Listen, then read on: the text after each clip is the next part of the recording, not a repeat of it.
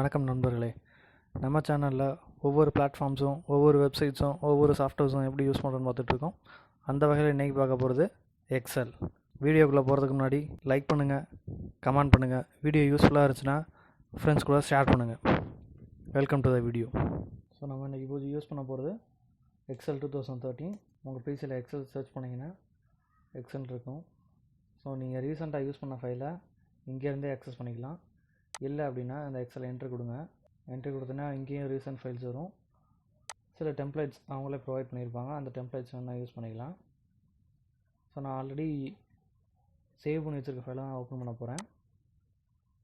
So open பண்ணிட்டேன். XL open பண்ணால் interface இப்படி தான் இருக்கும். ஸோ எக்ஸலில் இருக்கக்கூடிய பேசிக் திங்ஸ் பார்ப்போம். மேலே இருக்கிறது டூல் பார், ஃபார்முலா பார், நேம் பார். இதுதான் ஒரு செல், இது ரோ, இது காலம். நேவிகேஷன் பட்டன் ஒவ்வொன்றா யூஸ் பண்ணிங்கன்னா ஒவ்வொன்றா மூவ் ஆகும். Like top, bottom, right, left ஒவ்வொன்றா மூவ் ஆகும். கண்ட்ரோல் ப்ரெஸ் பண்ணி நேவிகேஷன் யூஸ் பண்ணிங்கன்னா லாஸ்ட்டில் இருக்கக்கூடிய செல்லுக்கு டேரெக்டாக ஜம்ப் ஆகிடும். XFD அப்படின்றது தான் வந்து லாஸ்ட்டு செல். அதே மாதிரி கீழே பார்த்தீங்க அப்படின்னா 1048576 இதுதான் வந்து லாஸ்ட்டு செல். இந்த நேம் பார் எதுக்குன்னு பார்த்தீங்கன்னா நீங்கள் இப்போ யூஸ் பண்ணிக்கிட்டு இருக்க செல்லோட லொக்கேஷன் தெரிஞ்சுக்கிறதுக்கு தான். ஸோ G7 வந்து இப்போ நான் கர்சர் வச்சுருக்கேன். ஸோ நான் செலக்ட் பண்ணியிருக்க செல்லோட நேம் என்ன அப்படின்னா F12. அதுதான் வந்து மேலே காட்டுது. இந்த நேம் எப்படி அலோகேட் ஆகுதுன்னு பார்த்தீங்கன்னா எந்த ரோவில் எந்த காலமில் இருக்குது அதுதான். காலம் எல்லாத்துக்கும் ஆல்ஃபபெட்டிக் ஆர்டரில் நேம் கொடுத்துருப்பாங்க. ரோ எல்லாத்துக்கும் நியூமரிக்கல் ஆர்டரில் நேம் அலோகேட் பண்ணியிருப்பாங்க. எக்ஸலில் நீங்கள் எத்தனை ஷீட் வேணாலும் ஓப்பன் பண்ணிக்கலாம். ஸோ இதுதான் பேசிக்கானது. இன்னும் உங்களுக்கு பேசிக்காக வேணும் அப்படின்னா கீழே கமெண்ட் செக்ஷனில் கமெண்ட் பண்ணுங்கள், செப்பரேட் வீடியோ போடுறேன். இது ஷீட் 2. ஷீட் 2ல் தான் நம்ம இன்றைக்கி பேசிக் ஃபங்க்ஷன்ஸ் பார்க்க போகிறோம். என்னென்னா lower case, upper case, proper case இந்த மாதிரி ஒரு சில ஃபங்க்ஷன்ஸ் பார்க்க போகிறோம். இதுதான் நான் அதுக்கு ப்ரிப்பேர் பண்ணி வச்சுருக்க சார்ட்டு. ஸோ ஒரு நேம் வந்து ப்ராப்பராக எப்படி இருக்கணும் அப்படின்னா நான் எல்லாத்துக்குமே தெரியும்.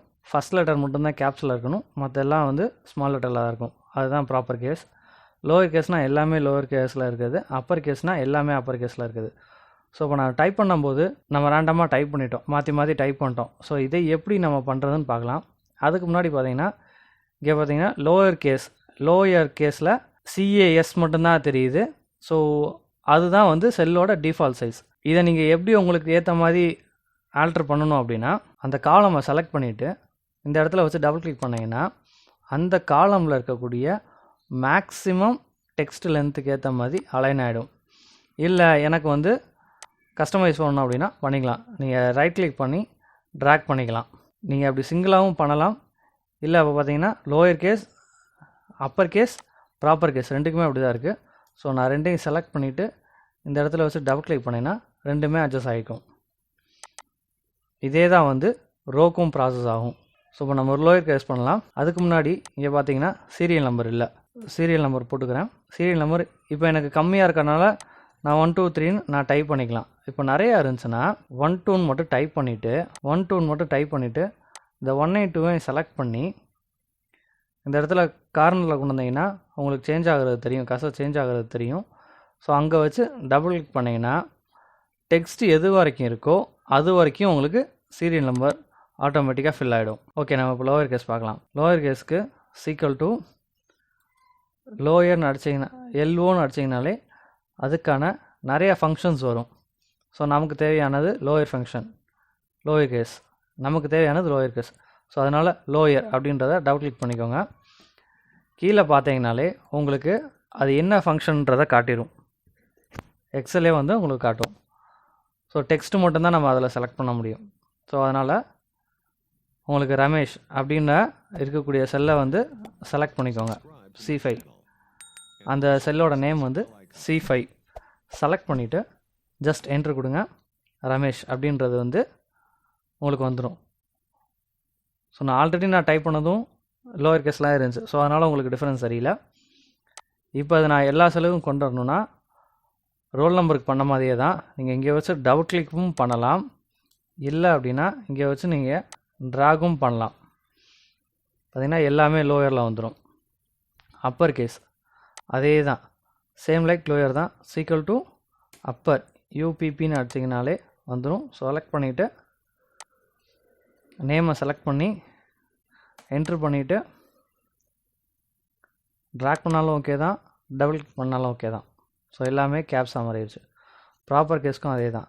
சீக்வல் டு ப்ராப்பர் செலக்ட் பண்ணிவிட்டு செல்லை செலக்ட் பண்ணிட்டு என்ட்ரு கொடுங்க. எல்லாமே ப்ராப்பர் கேஸ் ஆகிடும். ஸோ நம்ம ஏன் சீக்வல் டு போடுறோம் அப்படின்னா, நீங்கள் நார்மலாக ஒரு செல்லில் எக்ஸல் எப்படி எடுத்துக்கும்னு பார்த்தீங்கன்னா டெக்ஸ்ட் ஆர் நியூமரிக் அப்படின்னு தான் எடுத்துக்கும். ஸோ அதை வந்து ஒரு ஃபார்முலாவாக கன்சிடர் பண்ணாது. ஸோ நம்ம எக்ஸலுக்கு சொல்லணும், நான் அந்த இடத்துல ஃபார்முலா தான் டைப் பண்ண போகிறேன் அப்படின்னு சொல்லணும். அதனால தான் நம்ம அந்த இடத்துல ஃபஸ்ட்டு எடுத்தோடனே சீக்வல் டு கொடுக்குறோம். ஸோ சீக்வல் டு அப்படின்னா எக்ஸல் என்ன கன்சிடர் பண்ணிக்கணும், அந்த இடத்துல ஃபார்முலா வரப்போகுது அப்படின்னு கன்சிடர் பண்ணிக்கும். அதுக்கப்புறம் தான் அதில் இருக்கக்கூடிய ஃபங்க்ஷன்ஸை ஆப்ரேட் பண்ணும். ஐ ஹோப் இந்த வீடியோ உங்களுக்கு யூஸ்ஃபுல்லாக இருந்திருக்கும்னு நினைக்கிறேன். வீடியோ பிடிச்சிருந்துச்சுன்னா லைக் பண்ணுங்கள், கமெண்ட் பண்ணுங்கள். யூஸ்ஃபுல்லாக இருந்துச்சுன்னா ஃப்ரெண்ட்ஸோட ஷேர் பண்ணுங்கள். தேங்க்ஸ் ஃபார் வாட்சிங்.